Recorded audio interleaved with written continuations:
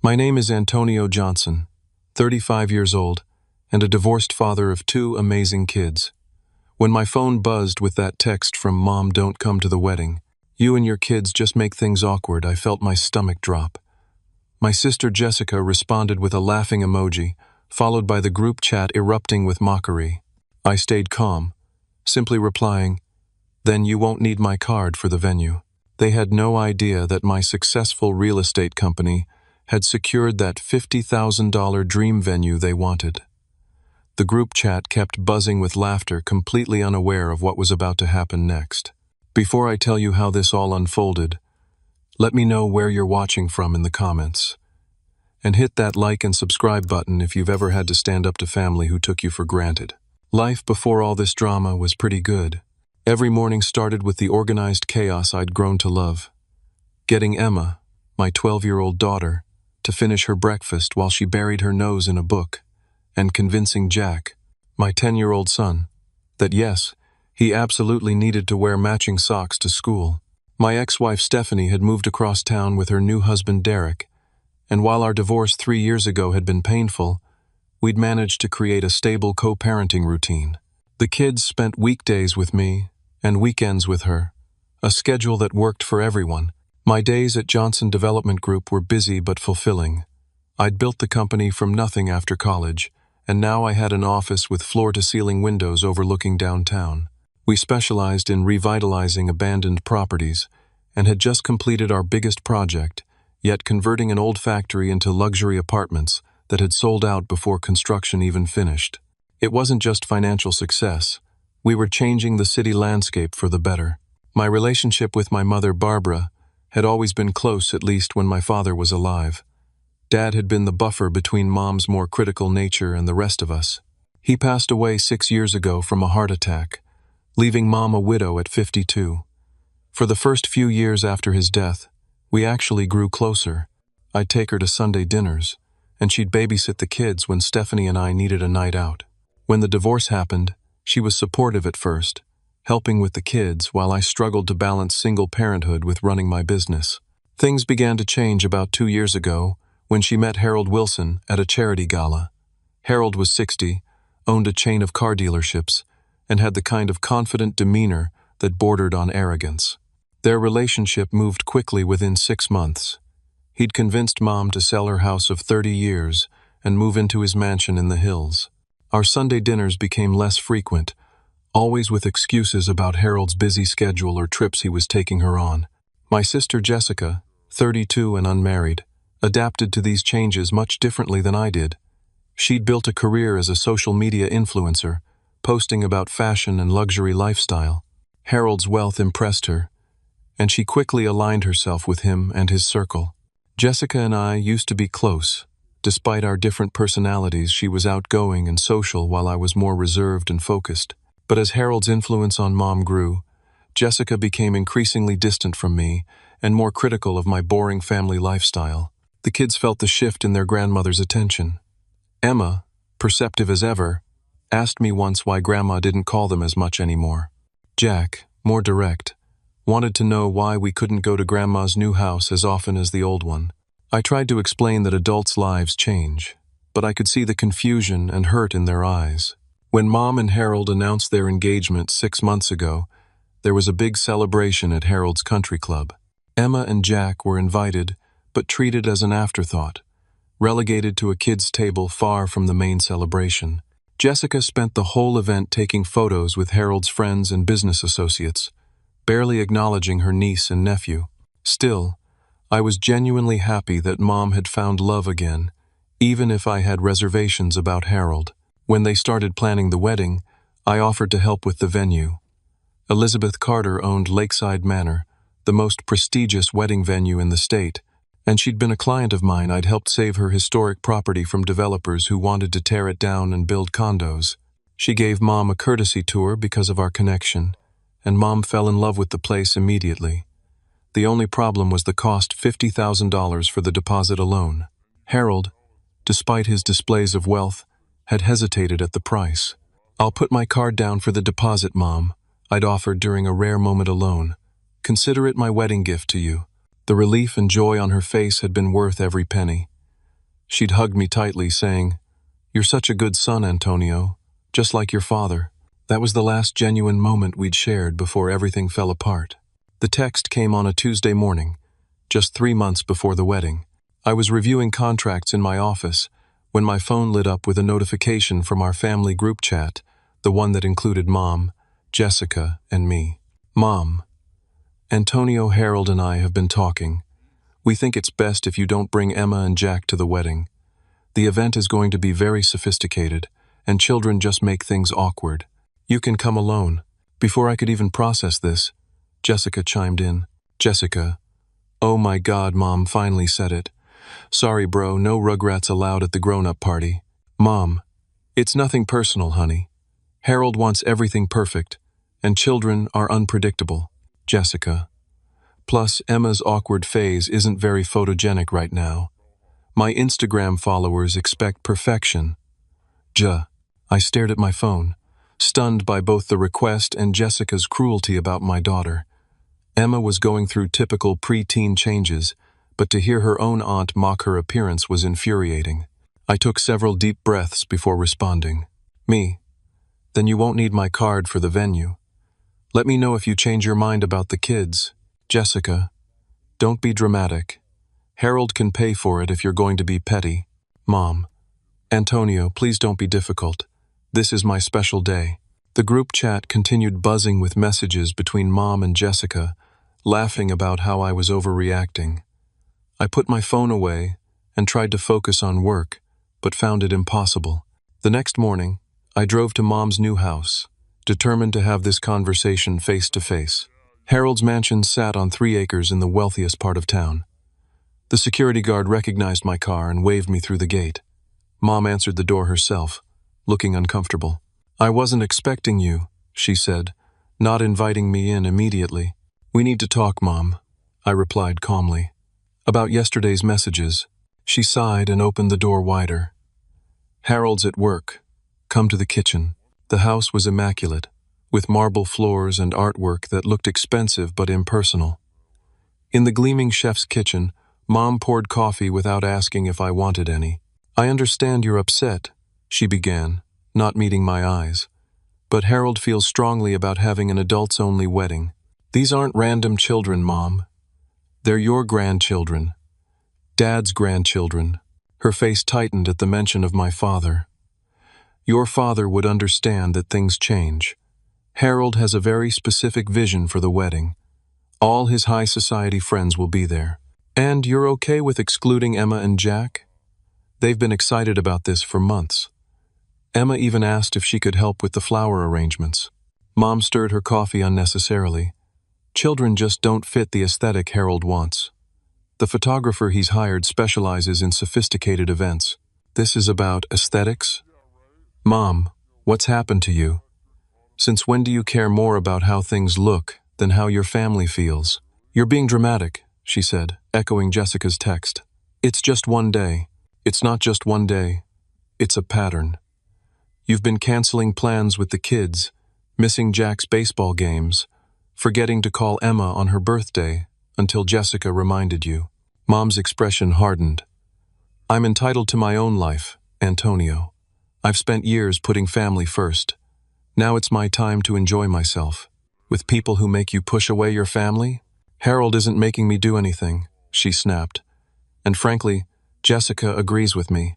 She thinks you use the kids to guilt-trip me." That was when I realized Jessica had been turning Mom against me behind the scenes. "Have you even considered how this will affect Emma and Jack? Being told they're not welcome at their grandmother's wedding because they might ruin the photos? They're young. They'll get over it," Mom said dismissively. "You can still come, Antonio. Just get a babysitter." I stood up, suddenly exhausted by the conversation. "I need to think about this. But you should know, those kids adore you. This will hurt them deeply." "They'll be fine," Mom repeated, showing me to the door. "Please don't make this harder than it needs to be." That evening, I had to sit down with Emma and Jack to explain that they wouldn't be going to Grandma's wedding. I tried to soften the blow, but there was no good way to tell children they were being excluded for not fitting an aesthetic. Emma, always sensitive, went quiet and then asked in a small voice, "Is it because of my braces?" Jessica said they make me look weird in photos. No, sweetheart, I said, pulling her close. Your braces are perfect, and so are you. This is about Grandma and Harold making poor choices, not about you. Jack was more openly angry. Harold is stupid, and Grandma's stupid for listening to him. Hey, I said gently, we don't call people stupid, even when they hurt us. But it's okay to feel angry. I'm pretty angry too. That night after they went to bed, I called my best friend Marcus to vent. We met at Riley's, the bar where we'd been meeting since college. She actually said that? Marcus asked incredulously after I recounted the conversation. About her own grandkids? Word for word, I confirmed, nursing my beer, and Jessica's encouraging it. You should have seen the texts she was sending. Man, I never liked that Harold guy, but this is next level. What are you going to do about the venue payment? I sighed. I don't know yet. Part of me wants to pull my card immediately, but I don't want to stoop to their level. Maybe Mom will come to her senses. And if she doesn't? Marcus pressed. Then I'll have to decide if I'm even going to attend a wedding where my kids aren't welcome. What about your sister? Jessica's made her choice. She sees Harold as her ticket to the high society she's always wanted to be part of. If throwing her niece and nephew under the bus helps her get there, she'll do it without hesitation. Marcus shook his head. Family, man. Can't live with them. Yeah, I agreed. And sometimes you have to live without them. Despite my anger, I decided to remain civil for now.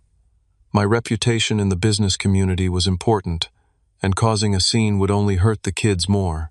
I still held out hope that Mom would realize what she was doing and change her mind.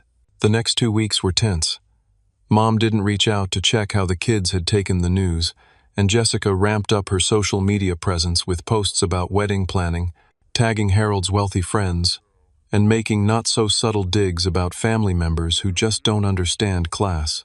She even posted a photo from Harold's country club with the caption, "Planning the perfect, sophisticated wedding with Mom and Harold." Some people just don't understand that not every event needs to be kid-friendly.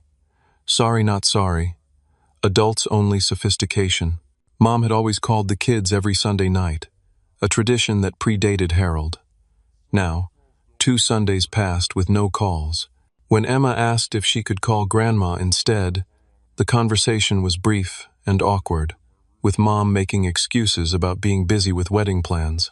The extended family started to take sides. My father's brother, Uncle Pete, called to ask what was going on after he received his adults-only invitation. When I explained, he was appalled and immediately said he and Aunt Laura wouldn't attend. But my mother's side of the family fell in line with her wishes, with several cousins telling me I was being selfish for not understanding how important this day is for her.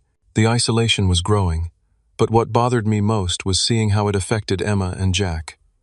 Emma had always been outgoing, but her teacher emailed me concerned about her becoming withdrawn in class.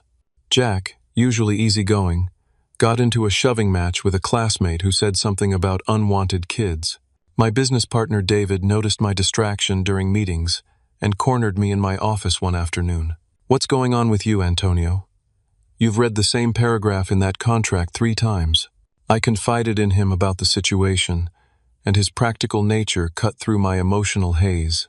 "This Harold guy, I've heard things about him in business circles," David said, leaning forward. "He talks a big game, but there have been rumors about financial troubles at his dealerships, and his first 2 marriages ended badly. Might be worth looking into." This sparked my curiosity. I started making discreet inquiries among my business connections, and what I learned was troubling. Harold had been married twice before, not the once he'd told my mother, and both marriages had ended with the wives estranged from their families. His first wife's son hadn't spoken to her for years before she passed away, and his second wife had moved across the country, leaving behind adult children who rarely visited. A week later, I had a stroke of unexpected luck. I was having lunch with a potential investor at the Grand Hotel downtown, when I spotted a woman I recognized as Kimberly Wilson Harold's daughter from his first marriage. She was working as a wedding planner, and I'd seen her picture in Mom's house, though Mom had mentioned she and Harold weren't close. After my lunch meeting concluded, I approached her table. "Excuse me, Kimberly? I'm Antonio Johnson, Barbara's son. Her expression shifted from professional politeness to recognition, the son with the kids who aren't invited to the wedding. Word travels fast, I said, trying to keep my tone light. She gestured to the chair across from her. My father makes sure I know exactly who isn't worth including. Please, sit. Over the next 30 minutes, Kimberly shared insights that confirmed my worst fears. Harold had a pattern of isolating new wives from their children, particularly those who had resources the wives might share with their families instead of him.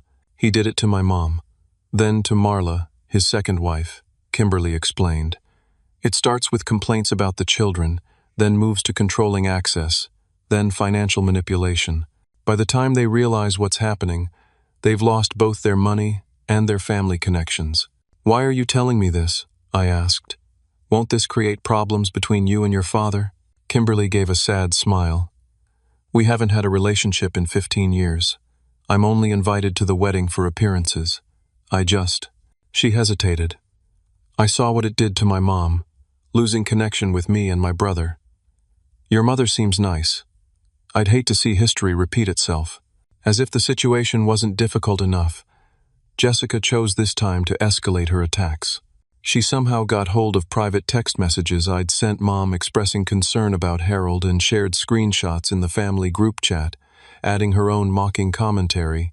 Jessica, look what Antonio's been saying about Harold behind everyone's back. So much for being the mature one. She followed this with a stream of messages painting me as jealous of Harold's wealth and success. Mom didn't defend me, instead responding with, Antonio, I'm very disappointed in you. Harold has only been generous with this family. The final straw came when Jessica attended a family barbecue at Uncle Pete's house, one of the few family members still trying to stay neutral. Emma and Jack were there, and Jessica spent the afternoon taking selfies with various family members but pointedly excluding Emma. When Emma finally asked to be in a photo, Jessica loudly said, Sorry, I'm trying to keep my social media aesthetic consistent. Maybe when those braces come off. Emma locked herself in the bathroom, crying. By the time I coaxed her out, Jessica had left, already posting the photos with captions about family time as if Emma and Jack didn't exist. That night, I received an unexpected call from Margaret Maggie Thompson, my mother's best friend since high school. Maggie had always been like an aunt to me, though we'd seen less of her since Harold entered the picture. Antonio, I've been trying to stay out of this, she began, her voice low as if worried about being overheard. But things aren't right with your mother. Harold has changed her in ways that scare me. What do you mean? She's not allowed to make decisions without checking with him first. He monitors her phone calls, her spending. Last week she wanted to buy a birthday gift for Jack, and Harold told her it was unnecessary since the boy has enough toys. My grip tightened on the phone. Why are you telling me this now, Maggie? Because yesterday she showed me the wedding photo plan Harold's designed. You're barely in any of them, and the kids aren't mentioned at all. When I asked about family photos, she said Harold thinks it's best to focus on the future, not the past. Antonio, I'm worried she's going to regret this, but by then it might be too late. After hanging up, I sat in my home office staring at the wall. The kids were asleep down the hall, but I felt more awake than ever. Something had to change. A month before the wedding, Mom sent a text inviting me to dinner at her house, just adults, she specified. Unnecessarily. Harold thinks we should clear the air before the wedding. I considered declining, but decided this might be my last chance to get through to her.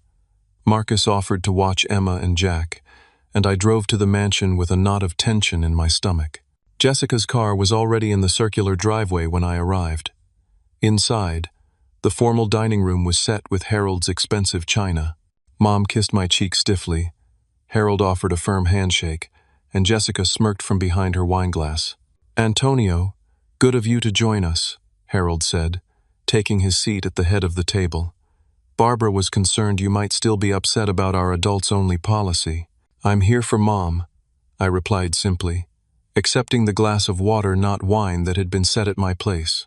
Throughout the appetizer course, Harold dominated the conversation, talking about his business successes and the important people attending the wedding. Jessica hung on every word, while Mom nodded along, occasionally glancing at me as if checking my reaction.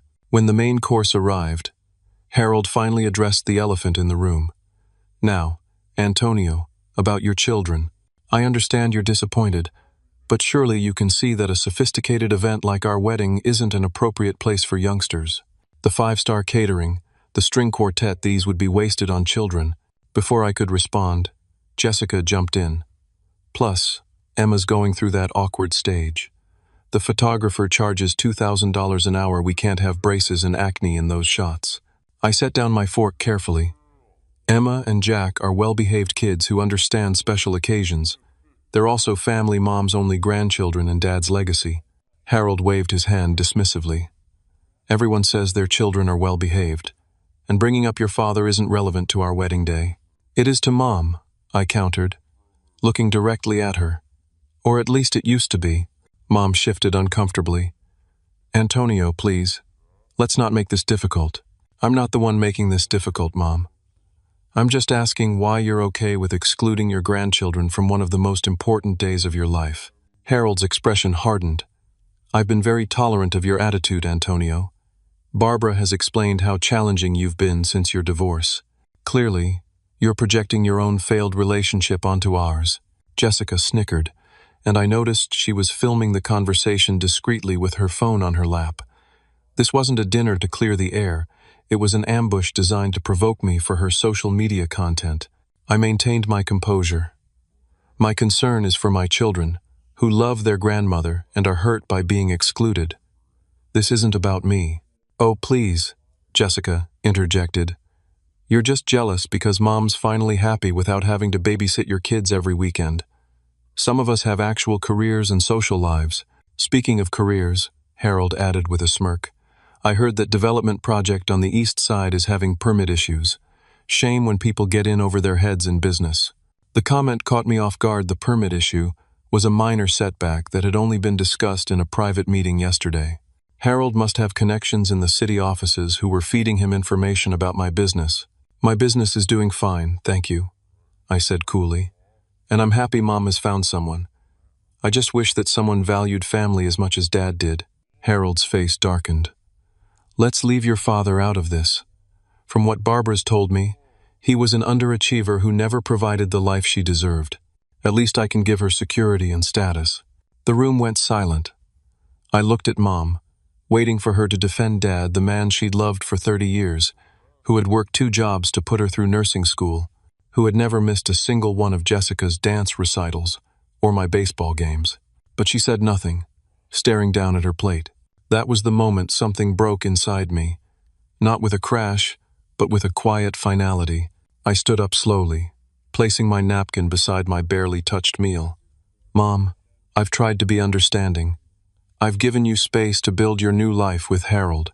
But I won't sit here and listen to Dad being disrespected, and I won't keep exposing my children to the pain of being rejected by their grandmother. Jessica rolled her eyes dramatically.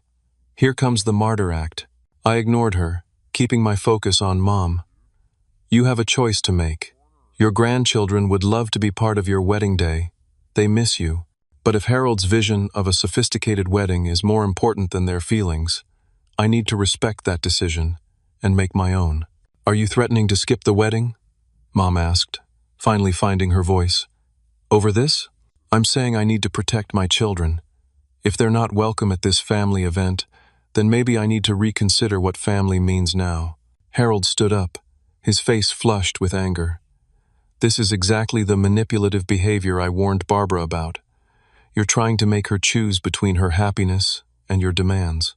No, I said quietly. I'm asking her to choose the kind of grandmother and mother she wants to be. Mom looked between Harold and me, conflict evident in her expression.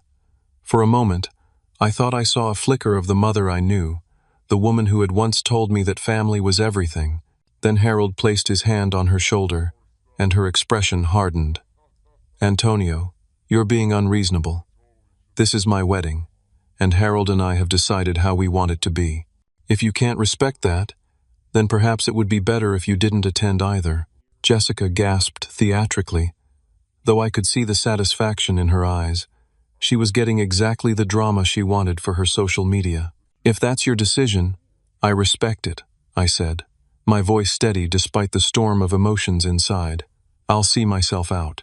As I walked to my car, my phone started buzzing with messages from family members who were already getting Jessica's carefully edited version of events.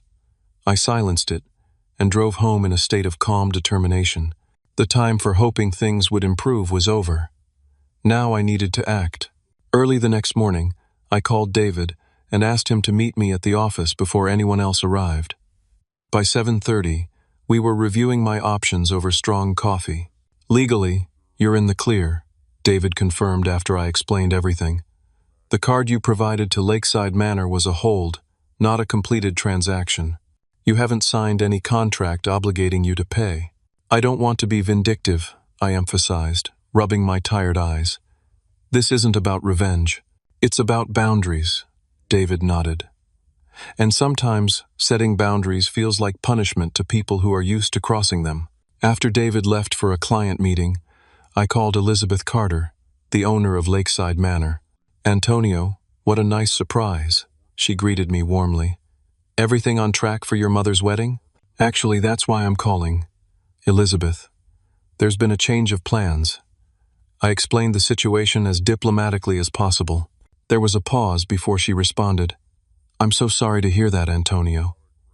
After everything you did to help save this place from developers, I can't imagine excluding your children from an event here. I appreciate that. But I need to know what's the status of the payment hold on my card.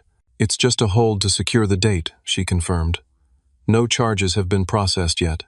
The contract states full payment is due 21 days before the event. And that contract is with? With you, actually. Your mother isn't listed as the contracting party since you're the one who provided the financial guarantee. I took a deep breath. Then I need to cancel that hold, Elizabeth. I can't in good conscience pay for an event where my children have been explicitly unwelcome. I understand completely, she said. I'll process that right away. Would you like me to contact your mother, or? No, I'll handle that part. Thank you for understanding. Next, I called my lawyer, Richard Parsons, who had handled my divorce and business contracts. I wanted to ensure I was on solid legal ground. You're well within your rights, Richard assured me after hearing the details.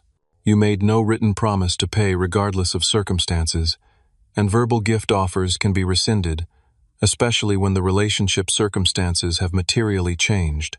And recording the call with my mother? Missouri is a one-party consent state for recordings. As long as you're part of the conversation, you can legally record it without informing the other parties.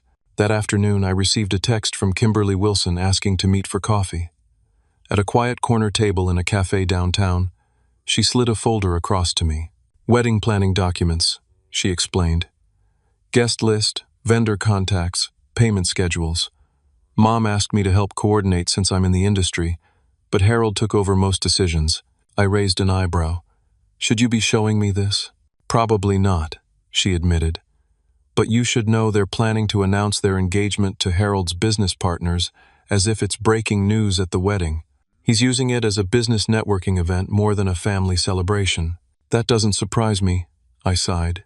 There's more, Kimberly said hesitantly. My father isn't as wealthy as he appears. The dealerships are over-leveraged, and he's been seeking investors. Your mother's retirement savings have already been consolidated into his accounts. This confirmed what I'd suspected, but hadn't been able to prove. Thank you for telling me this. I know it can't be easy. I watched him destroy my mother, Kimberly said simply. She died alone because he convinced her we didn't really love her. I can't stop their wedding, but maybe I can help prevent history from repeating completely. That night, after putting the kids to bed, I sat down with Marcus on my back deck, nursing a bourbon and staring at the stars. Are you sure about this? He asked. It's a big move. I'm sure, I replied. This isn't just about the wedding anymore. It's about showing my kids that we don't let people treat us as disposable, even family. What about your mom? Do you think she'll ever come around? I swirled the amber liquid in my glass. I hope so. But I can't keep that door open at the expense of Emma and Jack's emotional well-being. They need to see that their father stands up for them. And Jessica? Jessica made her choice, I said flatly. She chose social media content over her niece's feelings.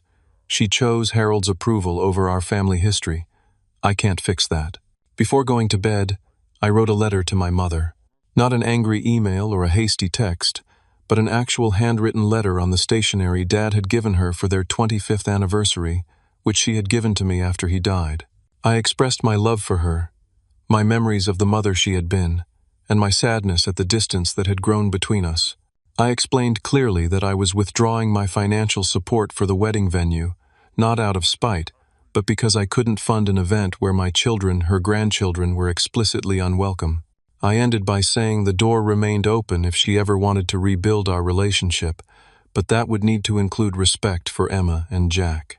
The next morning, I had my assistant deliver the letter to Mom's house. By that evening, I had my response, not a thoughtful letter, but a flurry of angry texts. Mom, how dare you threaten to pull the venue payment? Harold says this is financial manipulation. Jessica, way to ruin Mom's wedding, you selfish jerk. Harold says he can easily pay for it anyway, so your little power play failed. Mom, I expected better from you, Antonio. Harold is very disappointed. I didn't respond to any of them. Instead, I called Mom directly, with the call recording function activated as advised by my lawyer. Mom, I wanted to talk directly instead of texting. I began when she answered. There's nothing to discuss, Antonio. You're being childish and vindictive. I'm sorry you see it that way.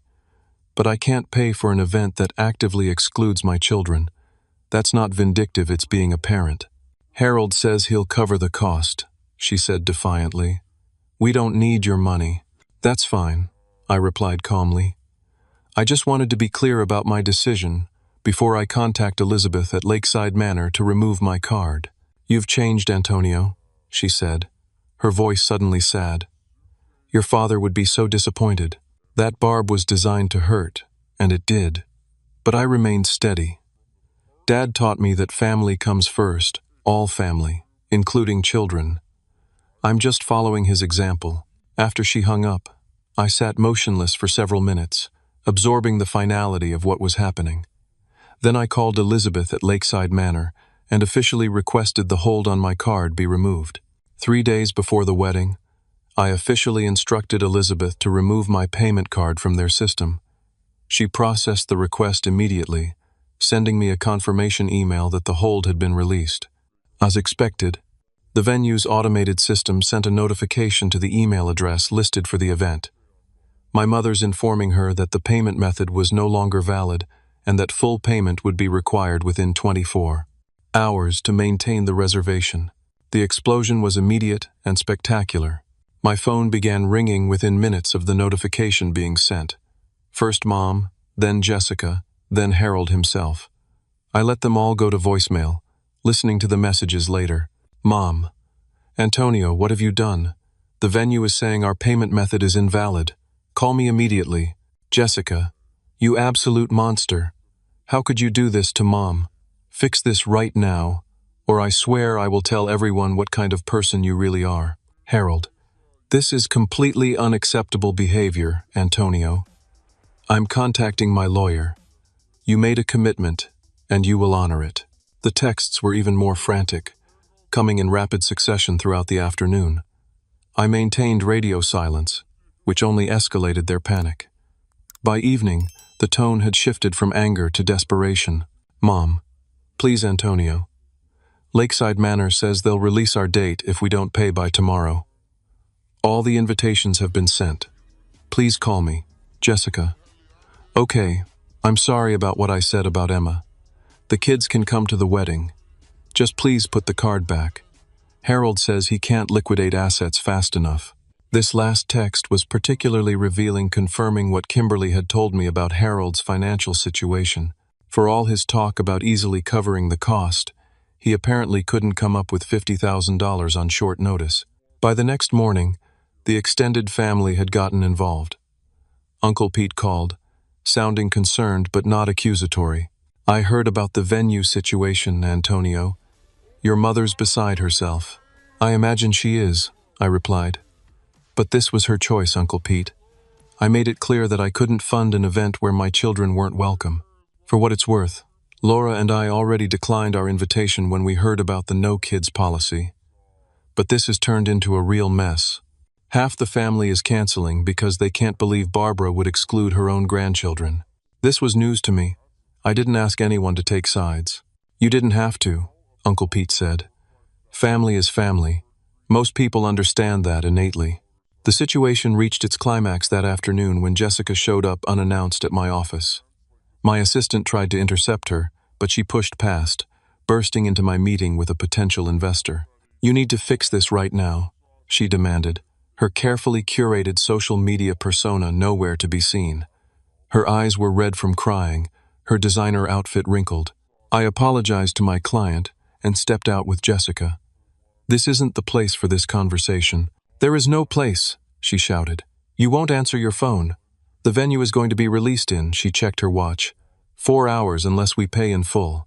Mom is having a breakdown, and Harold is threatening to call off the wedding entirely. I'm sorry to hear that, I said sincerely. But as I explained in my letter to Mom, I can't financially support an event where my children are explicitly unwelcome. Fine, they can come. Emma and Jack can be in the wedding party if that's what you want. Just please, fix this. For the first time, I saw genuine desperation in Jessica's eyes. This isn't a negotiation tactic, Jessica. This is about the consistent way you and Mom have treated Emma and Jack over the past months. One last-minute invitation doesn't fix that. What do you want then? An apology? Fine, I'm sorry. Is that what you need to hear? I shook my head. What I needed was for my mother and sister to treat my children with love and respect from the beginning. Not because it secured a venue, but because they're family. Jessica's desperation turned back to anger. You think you're so perfect, don't you? The good son, the devoted father. But you're just using your kids as pawns to punish Mom for moving on with her life. Is that really what you think this is about? I asked quietly. I think this is about you not being the center of attention anymore, she spat. Ever since Harold came into the picture, Mom has someone else to rely on besides just you. I realized then how differently Jessica and I had experienced our family dynamics. Where I saw Harold isolating Mom from her family, Jessica saw him giving Mom independence from her children's needs. I'm not going to change my mind, Jessica. I'm taking Emma and Jack away for the weekend, leaving tomorrow morning. If you and Mom want to rebuild our relationship after the wedding, I'm open to that conversation. But not today. Jessica stormed out of my office, nearly knocking over my assistant in her rage. I apologized to my investor, who was surprisingly understanding. Family drama, he said with a knowing nod. Been there. Let's reschedule for next week. That evening, I told Emma and Jack we were taking an impromptu trip to Ocean Haven Resort, a beachfront hotel a few hours away. I didn't mention the wedding or the drama, just framed it as a fun weekend getaway. Their excitement at the prospect of building sandcastles and swimming in the ocean was the confirmation I needed that I'd made the right choice. We left early the next morning, and I deliberately left my phone in airplane mode, checking messages only when the kids were swimming or otherwise occupied. The updates from family members painted a chaotic picture. Harold had indeed refused to cover the Lakeside Manor cost, claiming it was fiscally irresponsible to spend so much on a venue. The wedding had been hastily relocated to Harold's backyard, with Jessica frantically calling vendors to redirect them. Many guests had declined the last-minute change, citing various excuses but mostly making it clear they were uncomfortable with the family drama. Mom's sisters had both canceled, as had most of my father's family. At the resort, we met Natalie Rivera, the event coordinator who helped set up a beachside bonfire for us on Saturday night. She was warm and engaging with the kids, teaching Emma how to roast the perfect marshmallow and showing Jack how to identify constellations in the night sky. When the kids went to bed exhausted from swimming, Natalie and I shared a glass of wine on the terrace of our suite, talking easily about everything except family drama. Your kids are wonderful, she said, watching the moonlight on the waves. They're lucky to have a dad who prioritizes them like you do. I'm the lucky one, I replied, realizing I meant it completely. Despite all the turmoil, I had 2 amazing children and the clarity that came from standing firm in my values. Sunday, the wedding day, came and went without us. According to Uncle Pete, who texted me a brief update, the ceremony had been short and sparsely attended, with Harold looking irritated throughout and Mom appearing shell-shocked. Jessica had been conspicuously absent from social media, posting nothing about the wedding she'd been documenting obsessively for months. As we drove home on Monday, I felt a weight had lifted. I hadn't caused the outcome. I'd simply refused to participate in my own family's mistreatment. Whatever happened next would be up to Mom and Jessica. In the month following the wedding, our little family found a new rhythm. Emma joined an art class where her creative talents flourished, while Jack discovered a passion for soccer that had him practicing in our backyard every evening.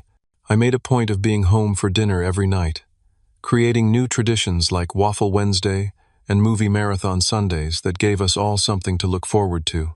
We also started family therapy sessions with Dr. Rachel Winters, who specialized in helping children navigate complex family dynamics.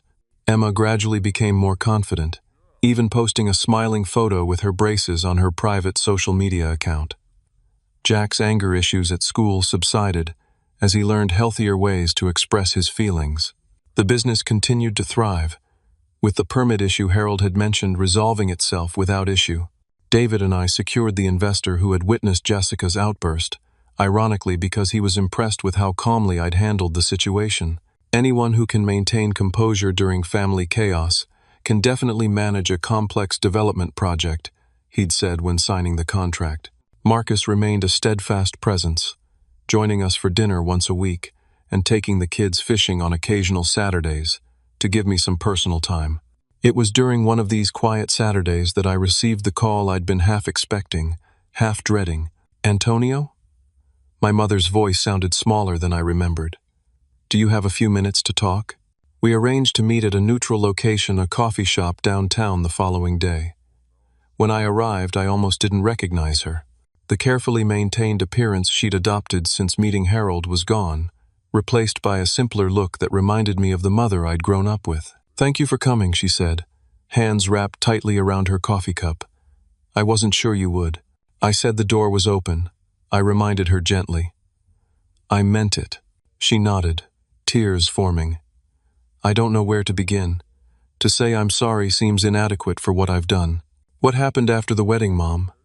I asked, not unkindly. She took a shaky breath. "The wedding was not what I expected. So many people didn't come. The backyard setup was nothing like what I'd dreamed of. Harold was angry the entire time, blaming me for not controlling you better." She dabbed at her eyes with a napkin. "Afterward, things got worse. He was monitoring all my spending, questioning every phone call. He even suggested I change my will to favor him over you and Jessica. That's when I started to see clearly what was happening." "And Jessica?" I prompted. "She and Harold had a falling out the day after the wedding. He accused her of using his connections for her social media without contributing anything of value. She moved out of the guest house last week." I absorbed this information quietly, not surprised but still saddened. "The thing is," Mom continued, her voice breaking, "I miss my grandchildren so much. I realize now what I was throwing away. Those Sunday calls with Emma and Jack were the highlight of my week, and I just gave them up because Harold thought they were a distraction." "They miss you too," I acknowledged. "They ask about you." Hope flickered across her face. "Do you think, would it be possible for me to see them sometime? I understand if you need time or if you want to be present during any visits. I would respect whatever boundaries you set." The fact that she used the word boundaries told me she'd been doing some reflection. "We could start with a short visit, maybe ice cream this weekend. I would need to be there, and I'd need to talk with them first to make sure they're comfortable." "Of course," she agreed quickly. "Anything. I just want a chance to be their grandmother again, to be your mother again. It's going to take time, Mom. Trust isn't rebuilt overnight." "I know," she nodded. "I'm seeing a therapist now, trying to understand how I let this happen, how I became someone who would hurt her family for a man's approval." As we parted, she hugged me tightly. "Your father would be so proud of you, Antonio. The way you protected your children, that's exactly what he would have done." This simple acknowledgement of my father's memory meant more than any elaborate apology could have. Jessica's journey back was more complicated. Her first attempt at contact was a text that read simply, "You were right about Harold. I'm sorry." 2 weeks later, She asked if she could come over to apologize to Emma and Jack in person. I agreed, but made it clear that if she upset them in any way, the visit would end immediately. To my surprise, she arrived without makeup, dressed simply, and bearing thoughtful gifts, an art set for Emma, and a signed soccer ball for Jack from the local professional team. Her apology was genuine, acknowledging specifically how her words and actions had hurt them. "I got caught up in trying to be someone I'm not," she admitted, as the kids showed her their rooms. "I forgot what actually matters. I hope someday you guys can forgive your Aunt Jessica." Emma, always the more forgiving of the two, gave her a tentative hug. Jack took longer to warm up, but by the end of the visit, he was showing her his soccer moves in the backyard. As for Jessica's social media career, it had taken a significant hit when several followers pieced together the wedding drama from her conspicuous silence. She'd lost a major sponsorship deal, but told me later it was probably for the best. "I'm going back to school," she announced during a coffee meetup 6 months after the wedding, "to finish my psychology degree. I think I want to help people for real, not just pretend to on Instagram." The business continued to flourish, with our East Side Development Project winning a Community Impact Award. David and I expanded the company, hiring 2 new project managers to handle the increased workload. Elizabeth from Lakeside Manor referred several high-profile clients our way, appreciative of how professionally I'd handled a difficult situation. My relationship with Natalie developed slowly and naturally. After our weekend at the resort, we began meeting for coffee, then dinners, then family outings with the kids. She understood my caution about introducing someone new into Emma and Jack's lives, and never pushed for more than I was ready to give. 6 months in, when Jack casually referred to her as part of our family, I realized how seamlessly she had integrated into our lives. 1 year after the wedding that wasn't, we held a family barbecue in my backyard. Mom was there, more like her old self than she had been in years. Jessica brought her new boyfriend, a kindergarten teacher with no social media accounts, who looked at her like she hung the moon. Uncle Pete and Aunt Laura came with their children and grandchildren, Marcus and David with their families. And Natalie, now officially my girlfriend, coordinating games for all the kids. As I watched this gathering messy, noisy, completely unsophisticated, and absolutely perfect, I reflected on everything we'd been through and the lessons I'd learned. First, standing up for yourself and your children isn't selfish, it's necessary. Sometimes the hardest boundaries to set are with the people we love most. Second, true family is defined by how people treat each other in difficult moments, not by blood relations or social appearances. The people who stand by you when it would be easier to walk away, those are your real family. Third, allowing yourself to be vulnerable again after betrayal takes courage, but the alternative, closing yourself off from new connections like the one I'd found with Natalie, is a far greater risk. And finally, the peace that comes from living according to your values is worth any temporary discomfort or conflict. My children were growing up seeing that their father would always put them first, that difficult emotions could be processed healthily, and that forgiveness was possible without forgetting the lessons learned. That night, after everyone had gone home and the kids were in bed, I sat on the back porch with Natalie, our hands intertwined as we looked at the stars. "You know," she said thoughtfully, "when you first told me the whole wedding story, I couldn't believe anyone would treat their family that way. But seeing everyone together today, how far you've all come, it's pretty remarkable." It wasn't easy, I admitted. There were times I wanted to just wash my hands of all of it. But you didn't. You left the door open for reconciliation, even while standing firm. That's real strength. She was right. The easiest path would have been cutting ties completely.